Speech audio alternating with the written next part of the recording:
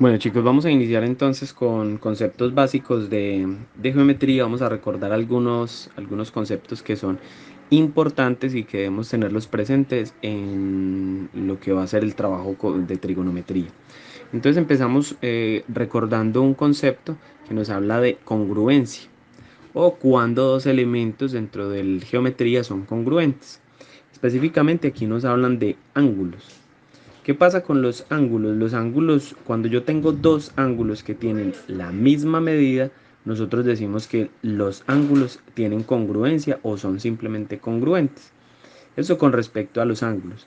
Pero resulta que el concepto de congruente también se puede dar en las medidas por ejemplo, de un triángulo, los lados de un triángulo. Yo podría tener una medida de un triángulo y otra, o sea, en otro triángulo, por ejemplo, un lado del triángulo me mide 5 centímetros y tomar otro triángulo y también tenga un lado que mida 5 centímetros. Entonces yo podría afirmar que esos dos lados, a pesar de que son triángulos diferentes, son congruentes. ¿Por qué? Porque tienen la misma medida. Entonces, cuando hablamos de congruentes, podemos referirnos a dos ángulos que tienen el mismo valor de ángulo o dos lados de un triángulo que tienen la misma medida o la misma longitud en sus lados. Entonces, eso es importante recordarlo, el concepto de congruentes. Vamos a continuar. Entonces, muchachos, cuando nosotros nos hablan de ángulos suplementarios, son dos ángulos que al momento de sumar nos dan como resultado 180 grados. Por eso yo les puse ahí al lado derecho en rojo, marcado rojo, le puse que suman 180 grados. Entonces, si ustedes observan la figura que yo tengo, digamos, una línea horizontal, tengo un eje marcado con rojo y tengo una línea pues en diagonal. Si yo tomo la medida de ese ángulo utilizando el transportador me da 110 grados. ¿Qué va a ocurrir? Tengo un ángulo al lado izquierdo que me completaría los 180. Recuerden que 180 grados es como cuando yo hago media vuelta. Me giro media vuelta y hago un ángulo de 180 grados. Entonces, ¿qué pasa? Ese ángulo que me hace falta acá, pues debe completar mi 180. En este caso, ¿cuánto me haría falta? Me harían falta 70 grados. Entonces, esos 70 grados entonces me permite formar dos ángulos suplementarios. Entonces, cuando yo tengo dos ángulos que al unirlos o al, digamos, graficarlos uno tras otro, me dan 180 grados, podemos afirmar entonces que esos dos ángulos serían suplementarios. Las medidas pueden variar, por ejemplo, en la guía ustedes encuentran un ángulo de 140 y el otro de 40 grados. Entonces ahí ambos son suplementarios porque los dos forman 180 grados. Podría tener un ángulo de 20 y el otro de 160.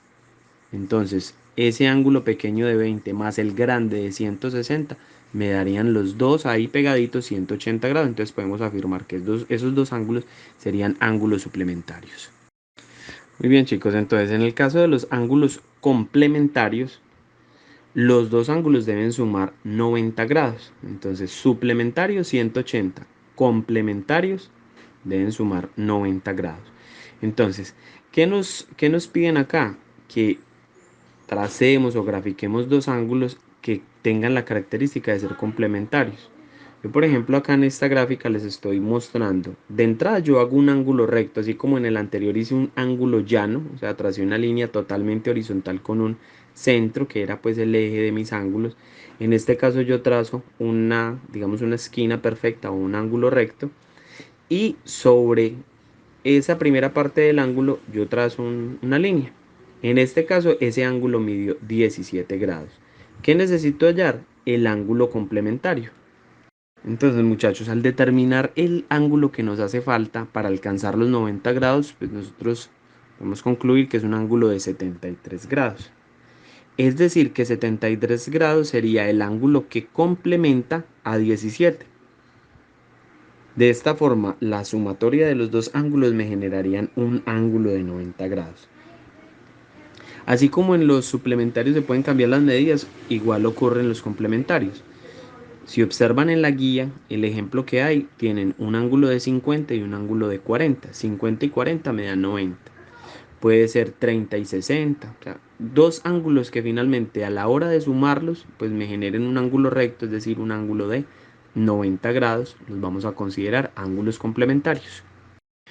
Bueno, muchachos, otro concepto que nos mencionan acá es, digamos, la conformación de triángulos que en determinado momento no son triángulos rectángulos. Por ejemplo, el que tenemos en la guía nos hablan del triángulo isósceles. ¿Qué característica tiene el triángulo isósceles? El triángulo isósceles tiene la característica de tener dos lados iguales. Los dos lados iguales en este caso son pues las dos líneas que van de la línea horizontal hacia la parte alta del triángulo. Esos dos lados son iguales. Entonces nosotros podríamos afirmar que esos dos lados son congruentes. Adicional a ello, nos dicen que todo triángulo, o sea, no solamente el isósceles, sino también el escaleno, el equilátero. Recuerden que escaleno es que tiene todos sus lados diferentes medidas, el equilátero todos sus lados son iguales. Y en ese caso todos los triángulos pues tienen una altura. Por lo general la altura se determina generando una línea recta hacia la parte alta de mi triángulo, como lo tenemos acá. Esa línea punteada roja nosotros la llamamos bisectriz. ¿Y qué ocurre cuando trazamos una bisectriz en este caso, en el caso de un triángulo isósceles? Pues lo que hacemos es formar dos triángulos rectángulos, uno al lado derecho y otro al lado izquierdo. Y las bases, que son las líneas de abajo, quedan convertidos en dos lados congruentes. Entonces por eso nos hablan de lados congruentes. Y adicional a ello, los ángulos que se forman en las esquinas, tanto en la esquina izquierda como en la esquina derecha, parte baja de ese triángulo, también van a ser dos ángulos que van a tener la característica de ser congruentes, es decir, van a tener la misma medida. Entonces es una característica, pero de los triángulos isósceles, porque ya cuando hablamos del escaleno o cuando hablamos del equilátero, bueno, en el equilátero también se presenta, pero cuando hablamos del escaleno, que todos sus lados son iguales, y yo calculo la bisectriz, que es la altura del triángulo, pues simplemente los ángulos en ese caso sí no van a ser iguales. Solamente se va a presentar en el caso de los triángulos isósceles y en el triángulo de los, en el caso de los triángulos, perdón, equiláteros. Es unos nuevos conceptos ahí para recordar. Vamos a pasar al último tema que está en la guía, que tiene que ver con concepto de rectas paralelas. Muy bien, muchachos, entonces para terminar la guía o la temática de la guía de hoy, vamos a hablar sobre el concepto de rectas paralelas. Entonces, las rectas paralelas es un concepto, digámoslo, muy sencillo, y es trazar dos líneas rectas. En este caso yo tracé la T y la S, que en ningún momento, por más que yo las extienda y las extienda, nunca se van a cruzar, ni siquiera se van a tocar. ¿Y cómo podemos en el cuaderno cuadriculado realizar unas líneas rectas paralelas? Pues simplemente ustedes, utilizando las cuadrículas, trazan una línea horizontal y ustedes trazan una más abajo a la distancia que ustedes consideren. 3 cuadrículas, 2 cuadrículas, 5 cuadrículas, lo que ustedes consideren. Y trazan esa nueva línea recta. Entonces, esas paralelas nunca se van a cruzar. Y además, si yo comparo cualquier punto o dos puntos de esas dos rectas, siempre la distancia va a ser la misma. Entonces, si yo empiezo al lado izquierdo y comparo, y ustedes decidieron que es de 3 cuadrículas, ustedes voy a encontrar 3 cuadrículas siempre de distancia entre una y la otra. Entonces, las rectas paralelas en este caso son la recta T y la recta S. Esas son mis rectas paralelas.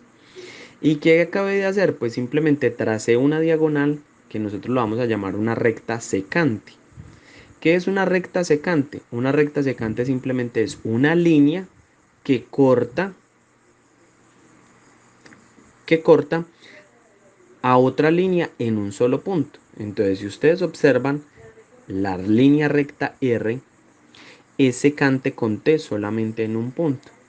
Y es solamente secante con S en un punto. Entonces esa diagonal las corta y simplemente genera un punto secante en cada uno de ellas. Esa recta, por más que se extienda, perdón, nunca más va a volver a tocar esas líneas. solamente las toca una vez. Eso es básicamente lo que quiere decir una secante. ¿Y cómo van a graficarla? Pues simplemente como una línea diagonal. Si ustedes observan en la guía, la diagonal está, digamos, que va desde la parte inferior izquierda hacia la parte superior derecha. En este caso yo la quise hacer diferente para que ustedes vean que no es la única manera de diseñarlas. Yo la puedo hacer también diagonal hacia abajo como lo acabo de hacer, o sea, viene de la parte superior izquierda hacia la parte inferior derecha. Entonces acá tenemos dos rectas paralelas cortadas por una secante. Muy bien, muchachos, entonces las rectas paralelas cortadas por una secante me van a formar unos ángulos. Si miramos, por ejemplo, en el punto donde corta R con T, vemos que se forman cuatro ángulos y están numerados. Yo los acabé de poner numeritos, 1, 2, 3 y 4. Me formó cuatro ángulos. Y si observo la secante que se forma entre S y R, también me forma cuatro ángulos, 5, 6, 7 y 8. Entonces ahí observamos que esa línea secante llamada R está cortando a T y a S en dos puntos, y adicional a ello pues me genera cuatro ángulos en cada uno de ellos. En total 8 ángulos. Esa es la numeración que también aparece en la guía. Digamos que los números tampoco tienen como un orden específico, pues lo ideal sí es arrancar de uno en adelante, pero básicamente las comparaciones que vamos a hacer son con los ángulos y con las numeraciones que tienen estos elementos. En este tipo de gráficas o de representaciones, entonces, tenemos unos ángulos que se consideran externos y otros internos. Los externos, digámoslo de cierta manera, son los que están en la parte superior y en la parte inferior. En este caso, mis externos serían 1, 2, 8 y 7. Y los internos son los que están en medio o dentro de las dos líneas paralelas T y S. En este caso serían 4, 3, 5 y 6. Son los internos. ¿Sí? Entonces, externos por fuera, internos adentro. Esa es la característica que tiene. Entonces, muchachos, en este tipo de gráfica nosotros podemos encontrar diferentes situaciones. Por ejemplo, podemos encontrar ángulos que son alternos externos o alternos internos. En el caso de los alternos externos, son números que están ángulos que están opuestos al otro, pero en la parte externa de mi gráfica. Entonces, si nosotros observamos acá, nosotros podríamos afirmar que el 1, que es un ángulo externo, y el 7, que es un ángulo externo, entonces están alternos porque uno está a la izquierda y otro a la derecha. El 1 y el 7 serían alternos por estar uno a la izquierda y otro a la derecha, pero adicionalmente son externos. Lo mismo ocurriría con el 2 y el 8. El 2 y el 8 son alternos. El 2 está a la derecha, el 8 a la izquierda, pero están externos.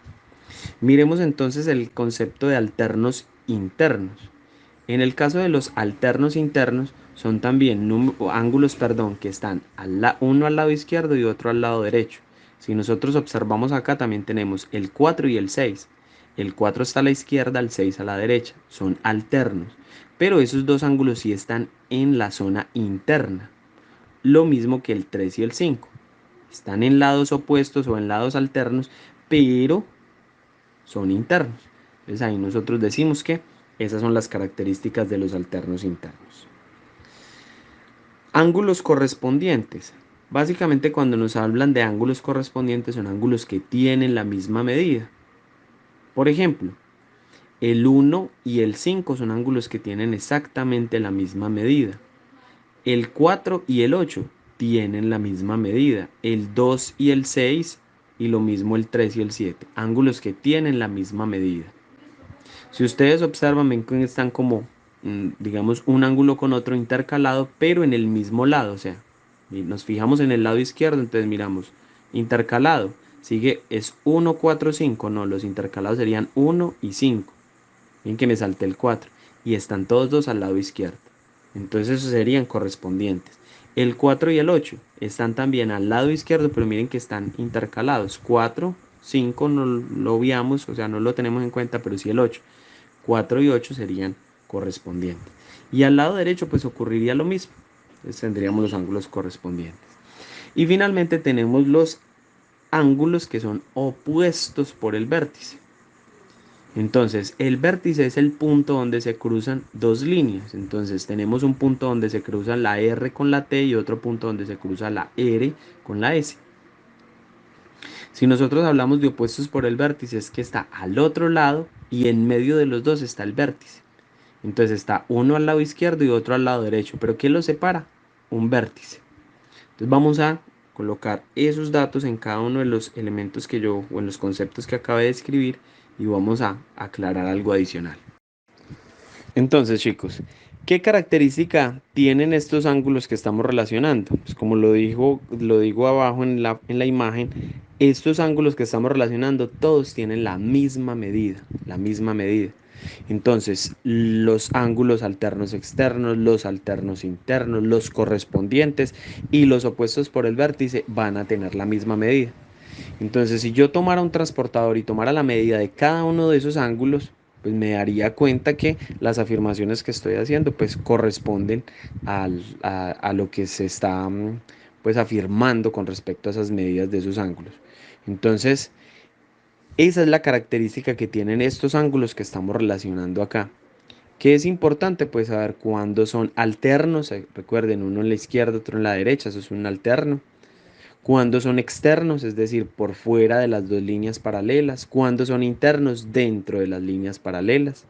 Cuándo son correspondientes, cuando están al lado izquierdo, pero están intercalados. O sea, uno me saltó otro, esos dos ángulos son correspondientes, pero deben estar al mismo lado, al lado izquierdo o al lado derecho, entonces como intercalados. Y finalmente los opuestos por el vértice tienen esa característica de que hay un punto de corte de las líneas y eso se llama vértice, y cuando están uno al frente del otro se llaman opuestos, y están opuestos precisamente por ese punto llamado vértice. Chicos, para el ejercicio 3 que me están preguntando cómo lo deben hacer, simplemente ustedes van a trazar dos líneas rectas, les van a dar el nombre que quieran. Mire que yo aquí en este caso les puse F y G. Van a trazar una línea diagonal que es precisamente la secante y le van a poner también el nombre que quieran. Yo aquí le puse H.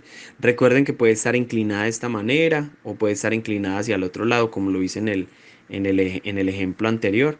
Ustedes lo determinan. ¿Y qué van a hacer? Van a utilizar el transportador y van a tomar los diferentes ángulos que tiene esa figura. Obviamente a todos nos va a dar diferente porque no vamos a trazar la diagonal en el mismo ángulo todos. Entonces la idea es que cada uno de ustedes trace esa diagonal y con la ayuda del transportador tomen las medidas. ¿Y qué es lo que nos piden? Que demostremos las afirmaciones de los ángulos. Entonces, que demostremos que de verdad los alternos internos tienen la misma medida, los alternos externos tienen la misma medida, los opuestos por el vértice tienen la misma medida y los correspondientes tienen la misma medida. Eso es lo que hay que demostrar, simplemente. Bueno chicos, entonces aquí en mi ejemplo yo tomé la medida y me dio como resultado de la medida del ángulo 54 grados y 126 grados. Miren que aquí también aplica el concepto de ángulos suplementarios. 54 y 126 me dan 180 en total. Entonces ahí tenemos ángulos suplementarios. Recordando pues un concepto, los temas que vimos hace un momento. Y a partir de esos dos ángulos, pues yo ya empiezo a aplicar el tema de ángulos alternos internos, alternos externos, opuestos por el vértice. Y si yo comparo con mi transportador, pues voy a identificar que los ángulos corresponden. Entonces, básicamente eso es lo que tiene que ver con la demostración. Hacer una paralela, pero unas rectas paralelas cortadas por una secante, pero le van a agregar las medidas para poder comprobar que en realidad dos ángulos que son alternos internos miden lo mismo, dos ángulos alternos externos miden lo mismo, dos ángulos correspondientes miden lo mismo y dos ángulos opuestos por el vértice miden lo mismo. Entonces es la tarea que deben desarrollar.